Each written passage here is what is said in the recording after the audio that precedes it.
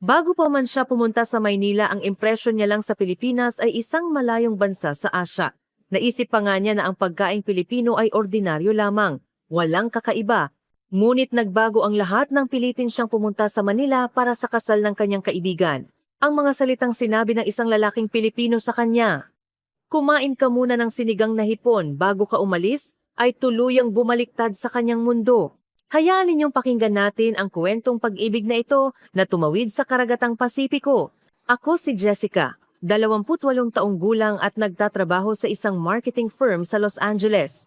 Lumaki ako sa isang tipikal na pamilyang Amerikano na nasa gitnang uri. Pagkatapos ng kolehiyo, nagtrabaho agad ako at namuhay ng medyo matatag. Nagbe-brunch kasama ang mga kaibigan tuwing weekend, nagbabakasyon sa Europe, isang tipikal na buhay ng isang nagtatrabahong nasa 20s. Sa totoo lang, wala akong pakialam sa Pilipinas. Hindi, dapat kong sabihin na medyo minamaliit ko pa nga ito. Sa Los Angeles, kung saan ako nakatira, ang Pilipinas ay para lang isang pulo sa malayong Asya. Bagamat naririnig kong sikat ang mga street food sa Pilipinas, lagi kong iniisip gaano naman kaya ito kasarap. Nang sinabi ng aking kaibigan na masarap ang halo-halo doon, ngumiti lang ako, iniisip na inumin lang naman iyon. Ang pagpunta sa Pilipinas ay pulos sa pilitan.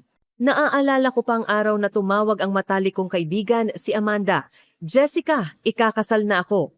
"Talaga? Kanino? Sa lalaking nakilala mo sa Maynila?" "Oo, at gaganapin ang kasal sa Manila." Nawalan ako ng salita sandali. "Huwag mong sabihin kailangan kong lumipad patungong Pilipinas? Hindi ba pwedeng dito na lang sa Amerika?" "Hindi pwede, Jess. Ang pamilya niya ay nandito at kailangan na kailangan kong ikaw ang maid of honor ko." Pagkatapos kong ibaba ang telepono, napabuntong hininga ako ng malalim. Kailangan kong mag-leave, mahalang tiket at higit sa lahat, kailangan kong manatili ng ilang araw sa isang lugar na hindi ko alam. Ngunit matalik ko siyang kaibigan noong kolehiyo, kaya tinanggap ko ang kapalaran at nag-book ng tiket. Gabi bago umalis, tinawagan ko ang aking ina para magreklamo. "Ma, bakit kailangan pang magpakasal sa Pilipinas? Hindi ba pwedeng Amerikano na lang ang pakasalan niya?"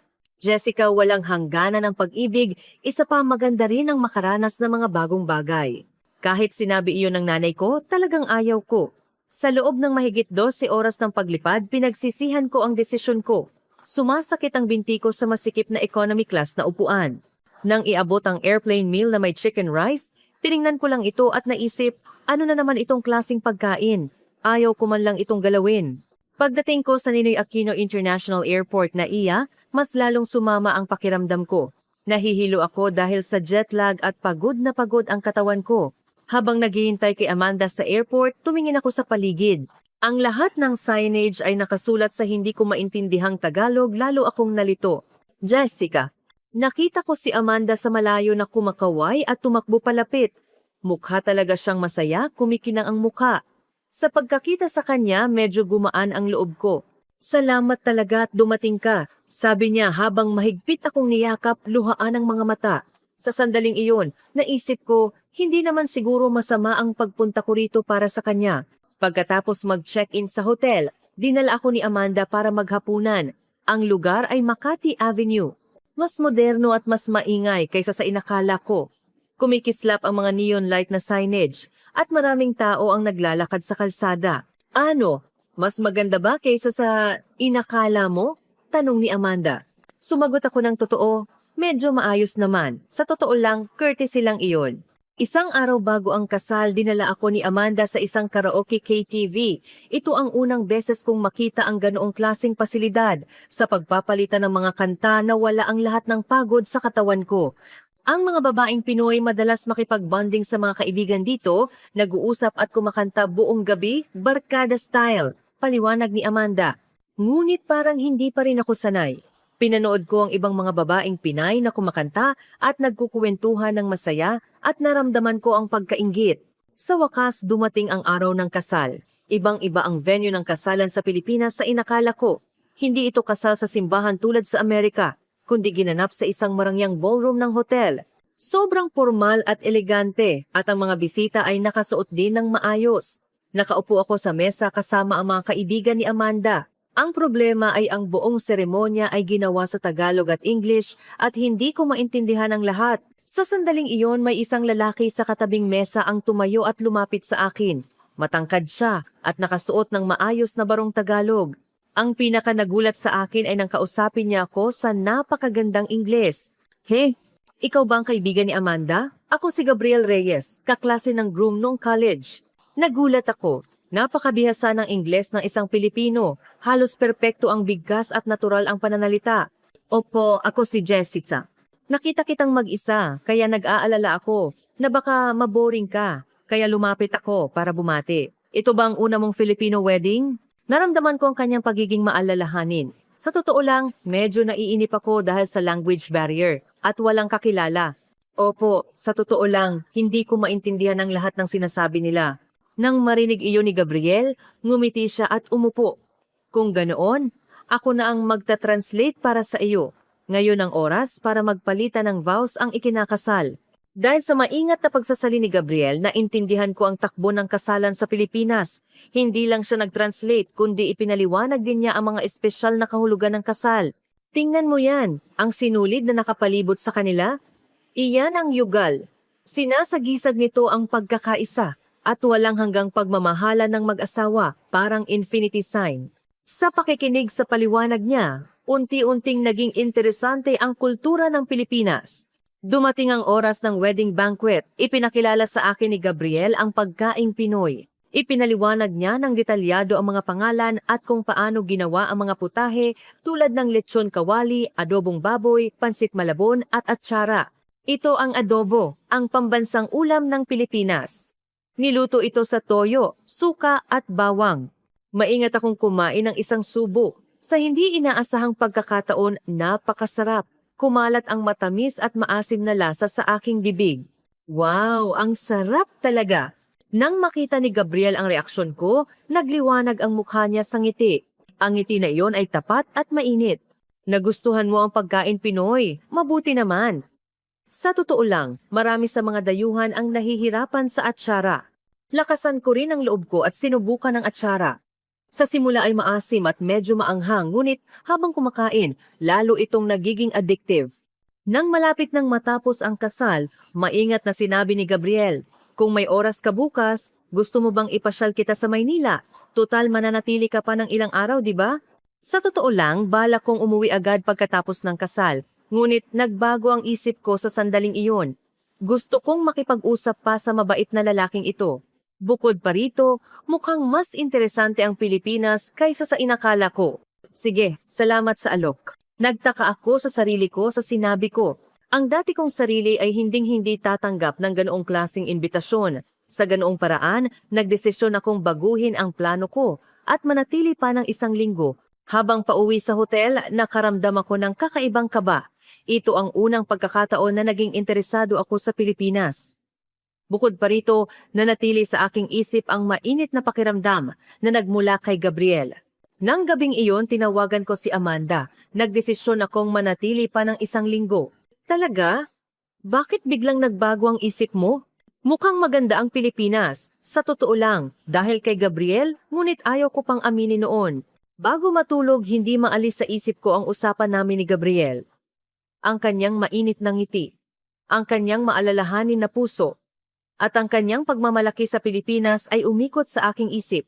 Ito ang unang pagkakataon na inasam ko ang bukas simula nang dumating ako sa Pilipinas. Kinabukasan, nagsimula ang paggalugad namin ni Gabriel sa Manila. Sa totoo lang, noong una talagang awkward ang lahat. Ang mabait na estrangerong ito na nagbutur sa akin ay pinasasalamatan ko, ngunit medyo nakakabigat din ang loob. Baka masyado akong bastos. Baka nakakahiya ako dahil hindi ko naiintindihan ang kultura ng Pilipinas. Ang mga pag-aalalang ito ay umikot sa aking isip. Ang puso ko ay bumibilis ng walang dahilan. Ang una naming pinuntahan ay isang maliit na coffee shop malapit sa Makati. Gusto kong makita mo ang kultura ng kapihan dito sa Pilipinas. Sinundan ko si Gabriel at binuksan ang pinto. Sinalubong ako ng amoy ng bagong giniling na kape. Ibang-iba ang vibes sa mga chain coffee shop tulad ng Starbucks sa Amerika. Bakit ang bilis ng tibok ng puso ko? Tiningnan ko ang loob ng coffee shop. Ang mga vintage na muebles at ang mainit na ilaw ay talagang may kakaibang katangian. Lalo na ang menu board na sulat kamay sa dingding. Para itong isang likhang sining. Ang mas nagulat sa akin ay ang itsura ng mga Filipino millennials. Nakaupo sila roon ng maraming oras, nagbabasa o nagtatrabaho sa kanilang laptop. Ang galing! Sa Amerika, iinom lang kami ng kape at aalis na. Nang marinig ang paghanga ko, ngumiti si Gabriel at ipinaliwanag. Hindi lang inuman ng kape ang kapihan sa Pilipinas. Isa itong personal na espasyo, parang sarili mong silid. Pagkatapos kong marinig ang sinabi niya, naintindihan ko. Talagang kakaiba ito sa kultura ng Amerika. Naisip ko, kainggit naman ang ganitong kalmadong kultura.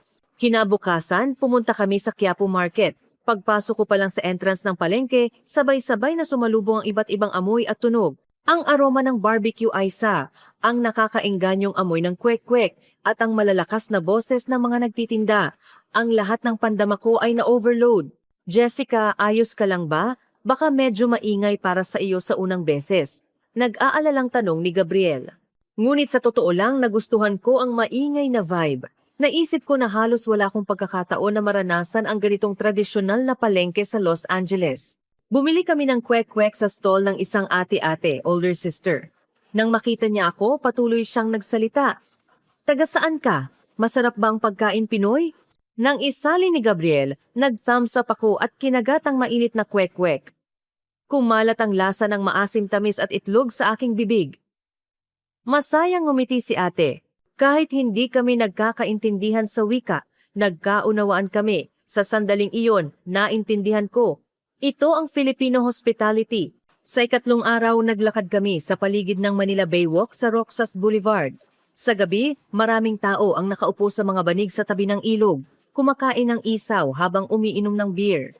Tingnan mo yan. Ang isaw at beer, paboritong combination niya ng mga Pinoy, paliwanag ni Gabriel. Habang pinakikinggan ko ang paliwanag ni Gabriel, humanga ako sa kalmadong pamumuhay ng mga Pilipino. Sa gitna ng abalang buhay sa lungsod, kaya pa rin nilang tamasahin ang kalikasan sa ganitong paraan. Nakakainggit.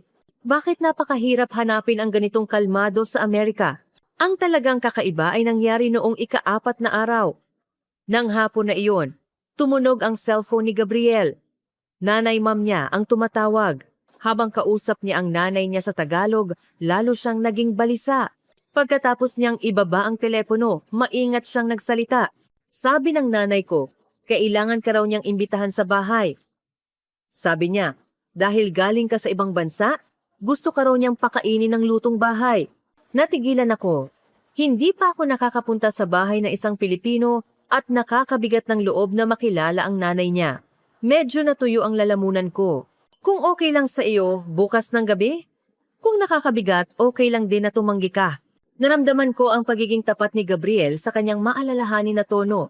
Pagkatapos mag-isip ng matagal, tumango ako. Sige, kung may pagkakataon, gusto kong subukan. Sa totoo lang, takot ako. Ngunit mas malakas ang kuryosidad ko. Kinabukasan ng gabi pumunta kami ni Gabriel sa bahay nila. Habang nagtataksi kami, lalo akong kinabahan. Unang beses makikita ang Filipino nanay. Ano kaya ang iisipin niya sa akin? Pinagpapawisan ang palad ko. Pagdating namin sa condominium building, sumakay kami sa elevator.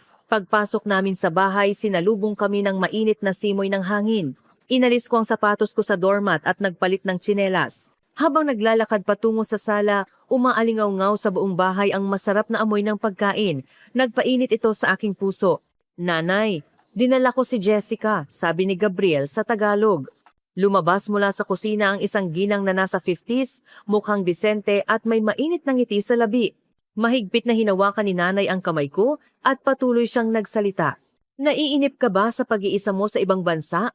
Nag-aalala ako na baka hindi ka sanay sa pagkain Pinoy, tanong niya na isinali ni Gabriel. Talagang naantig ako. Isang dayuhan na unang beses palang nakita, ngunit tinatanggap niya ako ng napakainit. Naramdaman ko ang kirot sa aking lalamunan. Nang umupo ako sa mesa, talagang nagulat ako. Ang mesa ay puno ng kanin, sabaw at napakaraming ulam dishes. Kaldereta, pinakbet, lumpiang Shanghai at fried fish. Lahat ng ito ay inihanda ng isang tao. Hindi ka pani-paniwala. Inihanda yan ng nanay ko simula pa kaninang umaga dahil lang sa iyo, Jessica, sabi ni Gabriel. Nang marinig ko iyon, nanlabo ang aking mga mata. Napakasipag niya palang maghanda. Sa buong hapunan, patuloy na naglagay ng pagkain sa plato ko si nanay. Kahit hindi kami nagkakaintindihan, ang kanyang intensyon ay buong buo. Lalo na ang kaldereta na inihanda niya, talagang naantig ako. Pagkatapos ng isang linggo, kailangan ko nang bumalik sa Amerika. Ngunit isang bagay ang nangyari noong huling gabi na hinding-hindi ko malilimutan. Nang gabing iyon, lumabas ulit kami ni Gabriel para mag-date. Namasyal kami sa Intramuros, uminom ng buko juice sa Rizal Park. Huli na, at ihahatid na sana ako ni Gabriel sa hotel. Bigla siyang nagbiro. Jessica, kung may oras ka pa, gusto mo bang kumain muna ng sinigang na hipon bago ka umalis? Nag-init ang mukha ko. Sa Amerika, ang imbitasyon ng isang lalaki sa kanyang bahay ay hindi lang simpleng imbitasyon. Ngunit, sa tingin ko, mukhang gusto niya lang akong pakainin ng sinigang na hipon. Sinigang na hipon? Ano kaya ang lasa ng pambansang ulam na iyon ng Pilipinas? Naging curious ako. Sige, dalian na natin. Nang makabalik kami sa bahay ni Gabriel pasado 9:00 na ng gabi, pagbukas ko ng pinto gamit ang pamilyar na smart lock, may nakita ako sa tabi ng doormat. 2 malaking Tupperware na maayos na nakabalot. Ano yan? Binuksan ni Gabriel ang bag at tumawa. Inihanda ulit ni nanay. Naglalaman ng bag ng fried fish, ginataang gulay, kanin at kahit mainit pa ang bahaw. Nanlaki ang mata ko. Hindi lang pala sinigang ang kakainin namin. Ganyan talaga ang mga magulang Pinoy. Nag-aalala sila na baka hindi kumain ng maayos ang anak nila, kaya naghahanda sila ng ganyan. Hindi nila alam kung sino ang dadalhin o kung ano ang kakainin, pero inihanda na nila ng maaga. Para sa nanay, natural lang iyon. Habang pinakikinggan ko ang paliwanag ni Gabriel, naramdaman ko ang kirot sa aking lalamunan. Hindi alam ni nanay na kasama ako ni Gabriel, alam lang niya na uuwi ang anak niya ng gabing iyon. Ngunit naghanda pa rin siya ng napakaraming ulam ng buong puso. At hindi iyon isang espesyal na bagay, kundi isang natural na bagay na dapat lang gawin. Sa sandaling iyon, naintindihan ko, ito pala ang Filipino hospitality. Ang pagiging mainit ng mga Pilipino na naririnig ko lang, ito pala iyon. Kahit hindi niya alam kung sino ang darating, naghahanda siya ng maaga para lang sa kanyang anak. Para sa Filipino nanay, ito ang pinakanatural na bagay. Naramdaman ko ang kirot sa aking lalamunan. Talagang nakakaantig. Sobrang naantig ako. At nanginginig pa ang boses ko. Kailan ako huling nakatanggap ng ganito kainit na pagtrato? Habang nagluluto si Gabriel ng sinigang, ipinaliwanag niya. Sa Pilipinas, ang pagsasabing kumain muna ng sinigang bago umalis ay isang kaswal na imbitasyon. Ngunit madalas tulad nito, may kasama itong mas maraming ulam na inihanda ng buong puso. Lalo na ang mga nanay, hindi nila kayang pakainin lang ang bisita ng sinigang. Doon ko naintindihan na hindi lang ito isang simpleng mangkok ng sinigang, kundi isang tunay na hapunan na puno ng malasakit. Pauwi sa hotel ng gabing iyon, hindi ko maiwasang pag-isipan kung ano ang Filipino hospitality. At ang init na ipinakita ni Gabriel at ng kanyang pamilya ay lubos na tumagos sa aking puso. Kailangan ko nang bumalik sa Amerika bukas, ngunit ayaw ko nang umalis. May nagbabago sa kaibuturan ng aking puso. Simula nang bumalik ako sa Amerika, ang puso ko ay nahati na sa dalawa. Nang huling yakapin ko si Gabriel sa departure gate ng NAIA, naramdaman ko na parang mababasag ang puso ko. Ang sarili ko na gustong umalis agad sa Pilipinas, 1 linggo lang ang nakalipas ay ngayon ay ayaw nang umalis. Mag-uusap tayo palagi, sabi ni Gabriel. Ngunit sa totoo lang, wala akong tiwala. Alam ko kung gaano kahirap ang long-distance relationship at may 15 oras na pagkakaiba sa oras. Ngunit nagkamali ako. Pagdating ko sa Los Angeles at pagpasok sa bahay, lahat ng bagay ay pareho, tanging ako lang ang nagbago. Nang kunin ko ang malamig na salad mula sa ref para kainin, naaalala ko ang inihandang mainit at masarap na pagkain ng nanay ni Gabriel. Nawalan ako ng gana at hindi ako makatulog. Ngunit ang nakakagulat, araw-araw talaga akong kinontak ni Gabriel. Pagising ko sa umaga, may mensaheng good morning na naghihintay sa akin. At sa gabi naman, may tanong na, kumusta ang araw mo? Bagamat mahirap makipag-usap ng real-time dahil sa time difference, sa pagbabahagi lang ng aming araw-araw na buhay, nagpainit ito sa aking puso. Bigla kong naintindihan, ito pala ang tunay na pag-ibig. Ang pinaka hindi ko malilimutan ay ang una naming video call. 8:00 ng gabi sa LA, pag-uwi ko mula sa trabaho, at 12:00 ng tanghali sa Pilipinas kinabukasan. Tumawag si Gabriel mula sa rooftop ng kanyang opisina noong lunch break niya. Sa screen, makikita ang skyline ng Manila. Kumusta? Namiss mo ba ang Pilipinas? Tanong ni Gabriel. Sumagot ako ng totoo, mas namiss ko kaysa sa inakala ko, lalo na ang lutuin ng nanay mo at ang huli mong sinabi. Halos bulong lang ang lumabas sa bibig ko. Masayang tumawa si Gabriel. Nang makita ko ang ngiti na iyon, bumilis ang tibok ng puso ko. Pagkatapos ng 2 buwan, biglang nagpadala si Gabriel ng liham. Isang physical letter talaga. Sa panahong ito, ang isang sulat kamay na liham ay talagang nakakaantig. Pagbukas ko ng sobre, may dumating na mahinang amoy ng papel. Ang nakita ko ay ang maayos na pagkakasulat ng mga Tagalog na salita. Ang nilalaman ng liham ay simple, ngunit puno ng sinseridad. Sinasabi nito na nagbabago na ang panahon sa Pilipinas, madalas ako tinatanong ng nanay niya at kung gaano niya ako namimiss. Sa dulo, isinulat niya sa maayos na Ingles, I miss you so much. Nang mabasa ko ang liham na iyon, tumulo ang aking luha.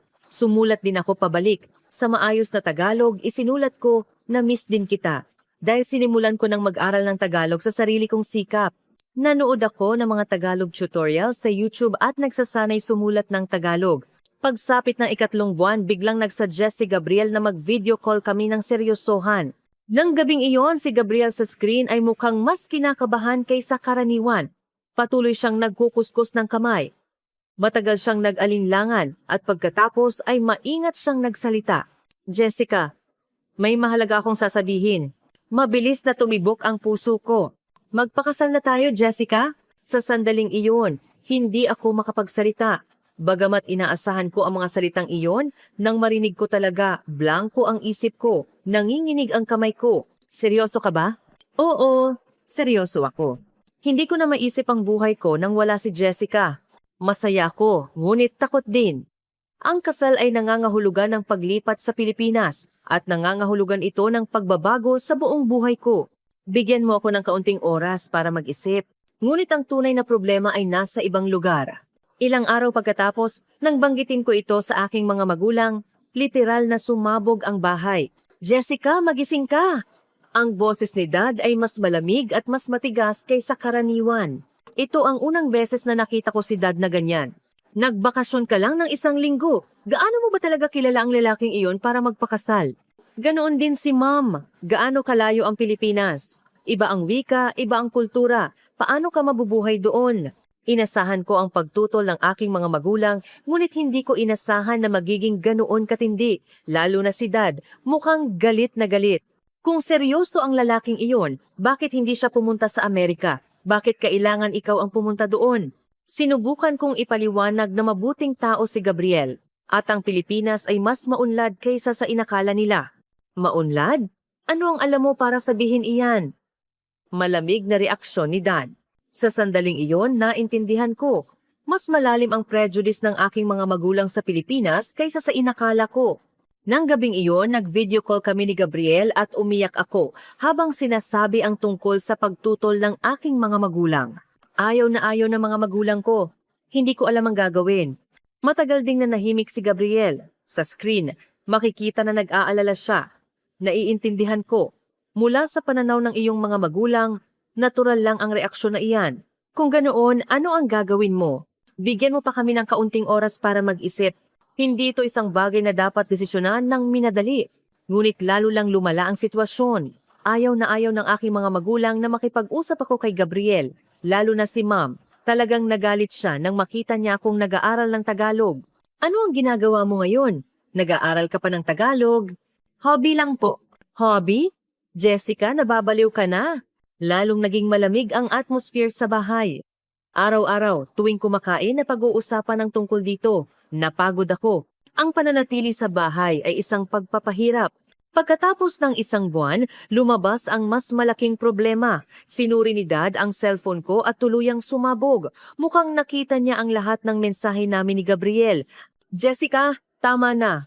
Putulin mo na ang relasyon sa lalaking iyan. Sobra na yan. Ano ang sobra? Ako ang nasobrahan. Dahil hindi ako nakikinig sa aking mga magulang at nakikipag-date ako sa isang dayuhan. Nang gabing iyon, talagang nasaktan ako. Nanginginig ang lalamunan ko at masikip ang dibdib ko. Hindi ko alam kung paano mamimili sa pagitan ng aking mga magulang at ni Gabriel. Sa huli, nagtapat ako kay Gabriel. Gabriel, I'm sorry. Mukhang mahirap sa ngayon. Sobra ang pagtutol ng mga magulang ko at hindi ko na kaya. Mas mabuti kung mag-iwas muna tayo. Nang sabihin ko iyon, nanginginig ang boses ko. Ito talaga ang pinaka hindi ko gustong sabihin. Matagal na nanahimik si Gabriel at pagkatapos ay kalmado siyang nagsalita. Naiintindihan ko, Jessica, kung ano ang magpapadali sa iyo, iyon ang gawin mo. Pagkatapos ng araw na iyon, naputol ang koneksyon namin. Ngunit ang nakakapagtaka, mas lalo kong na-miss si Gabriel pagkatapos maputol ang koneksyon. Araw-araw, wala ang mensahe niya, at naramdaman ko ang kawalan sa buong araw. Sa gabi, wala ang video call namin, at hindi ako makatulog. Gabi-gabi nakatingin ako sa kisame at nag-iisip, tama ba ang desisyon ko? Pagkatapos ng isang buwan, isang bagay ang naging sigurado sa akin. Mahal ko talaga si Gabriel. At ang isang linggo sa Pilipinas ay ang pinakamasayang oras sa buhay ko. Naiintindihan ko ang pagtutol ng aking mga magulang, ngunit hindi ko kayang sumuko ng ganoon lang. Bigla kong nag-isip, paano kung makita ng aking mga magulang ang Pilipinas ng personal? Paano kung makilala nila si Gabriel at ang kanyang pamilya ng direkta? Paano kung maranasan nila ang tunay na Pilipinas? Sa ganoong paraan lamang malulutas ang misunderstanding at prejudice. Sa sandaling iyon, nagdesisyon ako. Dadalhin ko ang aking mga magulang sa Pilipinas. Naisip ko na iyon na lang ang tanging paraan para magkasama kami. Oras na para ilabas ang huling alas. Ang pagkumbinsi sa aking mga magulang ay parang impyerno. Dad, please, pumunta lang tayo sa Pilipinas isang beses lang. Lumuhod pa ako. Pinagpapawisan ng palad ko. Ngunit malamig pa rin ang reaksyon. Jessica, tumigil ka na. Baliw ka na. Ako ang magbabayad sa lahat. Ang ticket, hotel, pagkain, lahat. Nanginginig ang boses ko. Alam kong ito na ang huli kong pagkakataon. Araw-araw, sa loob ng isang linggo, patuloy akong nagmakaawa, ngunit walang silbi. Hinding-hindi, walang dahilan para pumunta sa napakalayong lugar. Tiyak na tumanggi si Dad at nawalan ako ng pag-asa. Nang gabing iyon, nagdesisyon ako.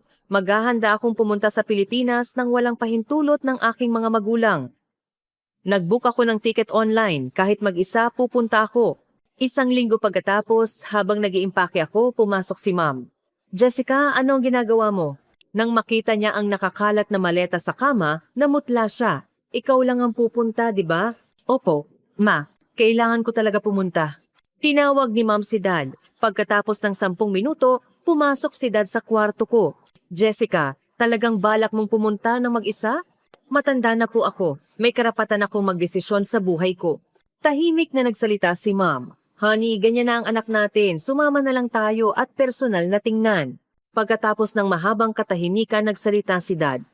Sige, sasama na rin kami. Sa sandaling iyon, umiyak ako. Sa wakas, makakapunta na ako sa Pilipinas kasama ang aking mga magulang. Ngunit ang mas nakakatakot ay ang kontakin si Gabriel. Matapos maputol ang koneksyon sa loob ng 2 buwan, maaari ko ba siyang tawagan bigla? Baka tuluyan na siyang sumuko sa akin. Nanginginig ang kamay ko. Lakasan ko ang loob ko at nag-text ako sa line. Gabriel, sorry sa biglaang contact. Pupunta ako sa Pilipinas kasama ang mga magulang ko. Kung may oras ka, pwede ba tayong magkita? Lumipas ang 1 oras. At wala pa ring sagot. Mabilis na tumibok ang puso ko. Huli na ba talaga? Ngunit dumating ang sagot. Jessica, pupunta ka talaga? Kailan? Sa sandaling iyon, tumulo ang luha ko. Naghihintay pa rin siya sa akin. Sumikip ang aking dibdib. 1 linggo pagkatapos, dumating kami sa Naiya. Paglabas pa lang namin sa airport, ang unang reaksyon ng aking mga magulang ay talagang masama. Nagulat sila nang makita ang mga signage sa Tagalog at ang kakaibang vibe. Iba talagang mundo. Malalim na buntong hininga ni Dad. Sa mukha niya, makikita ang pagsisisi. Naghihintay si Gabriel sa lobby ng airport. Nakasuot siya ng maayos na barong. At talagang cool siyang bumati. Ngunit ang aking mga magulang ay matigas pa rin. Hello, salamat sa pagpunta ninyo ng ganoon kalayo. Bagamat napakahusay ng Ingles ni Gabriel, malamig pa rin ang reaksyon ng aking mga magulang. Mukhang magalang naman, malamig na komento ni Mom. Naging mabigat ang pakiramdam ko. Ang unang 2 araw ay talagang parang torture. Ang aking mga magulang ay hindi masaya sa lahat. Sabi nila, hindi sila sanay sa pagkain. Masyadong masikip ang kalsada at masyadong mabilis maglakad ang mga tao. Lalo akong nawalan ng pag-asa. Jessica, kailan tayo uuwi? Nang magreklamo si Ma'am, gusto ko nang umiyak. Sa ikatlong gabi, sa wakas, inimbitahan kami sa bahay ni Gabriel. Pagdating namin sa pintuan, nagulat ang aking mga magulang nang buksan ni Gabriel ang pinto gamit ang smart lock. O ano yan? Nagulat si Dad, pareho sa reaksyon ko nung una. Maaari itong buksan gamit ang password o fingerprint. Halos lahat ng bahay sa Pilipinas ay mayroon ito. Nang marinig ang paliwanag ni Gabriel, humanga si Ma'am. Sa Amerika, susi pa rin ang ginagamit. Napaka-convenient. Mukhang pareho kami ng iniisip. Unti-unti silang naging interesado sa Pilipinas. Nang tanggapin kami ng nanay ni Gabriel, ang kanyang malasakit ay talagang kahanga-hanga. Ang mesa ay puno ng kaldereta, pinakbet, lumpiang Shanghai at napakaraming gulay at ulam. Napakasagana. At dahil mga dayuhan kami, naghanda pa siya ng atsara na hindi maasim. Nag-aalala kasi siya na baka hindi kaya ng mga dayuhan ng maasim, kaya iba ang ginawa niya, isinali ni Gabriel. Nang marinig iyon ng aking mga magulang, natigilan sila. Huwag po kayong mag-abala, maingat na sabi ni Ma'am. Sa boses niya sa unang pagkakataon, may halong paghingi ng tawad at pasasalamat. Nakakita ako ng kaunting pag-asa. Ngunit ang tunay na pagbabago ay nangyari noong ikalimang gabi. Biglang hindi maganda ang pakiramdam ni Ma'am. Sa simula, inakala namin na simpleng pagod lang, ngunit nagsimula siyang lagnatin bandang gabi. Ma, ayos ka lang ba? Medyo nilalamig ako at masama ang pakiramdam ko. Bandang 10:00 ng gabi, lumala ang sitwasyon. Nang sukatin ko ang temperatura niya, lumampas na sa 39 degrees. Tuluyang nagpanik si Dad. Jessica, anong gagawin natin? Pupunta ba tayo sa ospital? Nanginginig ang kamay niya sa pagkabalisa. Ganoon din ako. Alam ko kung gaano katakot ang emergency sa ibang bansa. Agad akong tumawag kay Gabriel. Gabriel, may problema. Biglang lagnat si Mama, 39 degrees. Pupunta agad ako. Sa emergency room tayo didiretso. Pagkatapos ng 20 minuto, dumating si Gabriel sa hotel sakay ng taxi. Ang nagulat sa aking mga magulang ay ang bilis ng proseso mula sa registration hanggang sa check-up. Tumulong si Gabriel sa pagsasalin at komunikasyon sa mga medical staff. Nakahinga ng maluwag ang aking mga magulang. Ang ganda ng sistema ng healthcare sa Pilipinas, humanga si Dad. Talagang nagulat sila sa mga medical staff na napakabait sa ganoong oras at sa mabilis na sistema ng check-up. Ang pinakamahalaga, si Gabriel ay nanatili sa ospital kasama namin hanggang umaga. Ito ay labis na nakapag-antig sa aking mga magulang. Hindi naman natin siya kamag-anak, ngunit ganyan siya kamaalalahanin, tuluyang nagbago ang tingin ni Dad kay Gabriel. Kinabukasan ng umaga, bumaba na ang lagnat ni Mom. Habang nagpapahinga kami sa hotel, dumating ulit si Gabriel. May dala siyang malaking insulated container. Ito ang arroz caldo luga na niluto ng nanay ko. Sabi niya, ito raw ang kinakain kapag masama ang pakiramdam. Nang buksan ang container, umalingaw-ngaw ang aroma. Mainit na arroz caldo na may luya at manok. Sa sandaling iyon, nagsimulang umiyak si Ma'am. Kailan pa ako huling nakatanggap ng ganitong klaseng pag-aalala? Naramdaman ko rin ang kirot sa aking ilong. Sabi ni Gabriel, maagang pumunta sa palengke ang nanay niya para bumili ng sariwang manok. Narinig niya na nagkasakit ang dayuhang bisita at hindi siya nakatulog sa gabi. Nang ipaliwanag iyon ni Gabriel, yumuko si Dad. Kami ang nagkaroon ng prejudice. Mula ng araw na iyon, nagbago ang lahat. Iba na ang tingin ng aking mga magulang kay Gabriel. Naging mas mainit, parang tinatanggap na nila siya bilang manugang. Sa ika-6 na araw, pumunta kami sa Quiapo Market. Nang makita kami ng ate sa fruit stand, binalatan niya ang isang mansanas at inabot sa amin. Ang layo ng pinanggalingan ninyo, kumain kayo pa.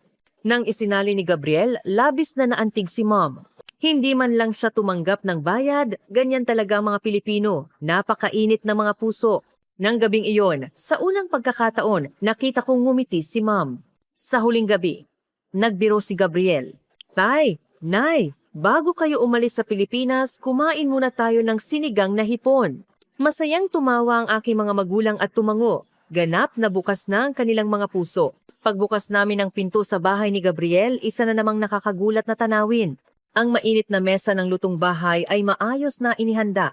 Hindi lang sinigang, kundi mayroon ding lechon kawali, pinakbet at napakaraming ulam. Ipinakita ni nanay ang kanyang malasakit hanggang sa huli. Sa sandaling iyon, niyakap ni Dad si Gabriel at sinabi, "Ngayon, naiintindihan ko na kung bakit pinili ng anak ko ang bansang ito at ang lalaking ito. Umiyak din si ma'am habang tumatango. Nagkamali kami. Napakabuti niya talagang tao. Nang magpaalam kami sa airport, iniabot ni Dad ang kamay niya kay Gabriel at sinabi, "Salamat, maraming salamat, sa iyo ko na ipinagkakatiwala ang anak ko." Nang marinig ko ang mga salitang iyon, tuluyan akong napahagulgol. Sa wakas, nakuha ko ang taos-pusong pagpapala ng aking mga magulang. Naramdaman ko ang kirot sa aking lalamunan. Pagkalipas ng 1 taon, nagpakasal kami sa Manila. Nang umupo ako sa harap ng makeup table nung umaga ng kasal, bigla akong nag-isip. Paano kung tinanggihan ko ang sinabi ni Gabriel noon? Kumain ka muna ng sinigang bago ka umalis. Nang magpalitan kami ni Gabriel ng vows sa wedding venue, pabulong kong sinabi, ang linyang, kumain ka muna ng sinigang bago ka umalis ang nagpabago sa aking buhay. Masayang tumawa si Gabriel at sumagot, kung ganoon. Starting today, kumain na tayo palagi ng sinigang bago tayo umalis. Tumawa ang mga bisita. Sa pagdinig sa tawanan na iyon, naintindihan ko, ang tunay na pag-ibig ay hindi ipinapahayag sa salita, kundi sa puso. Ang tunay na pamilya ay hindi binubuo ng dugo, kundi ng sinseridad. Ngayon, paminsan-minsan, kapag kumakain ako ng mainit na lutong bahay na inihanda ng aking biyenan, naaalala ko pa rin ang malasakit na iyon kung paano siya pumunta sa palengke ng madaling araw para bumili ng manok at kung paano niya niluto iyon ng buong puso para sa isang dayuhang nagkasakit at kung paano ang malasakit na iyon ang nagkaisa sa 2 bansa, 2 pamilya. 3 taon na kaming kasal ngayon at sigurado ako, ang desisyon kong pumunta sa Pilipinas noon ay ang pinakamahusay na pagpipilian sa aking buhay.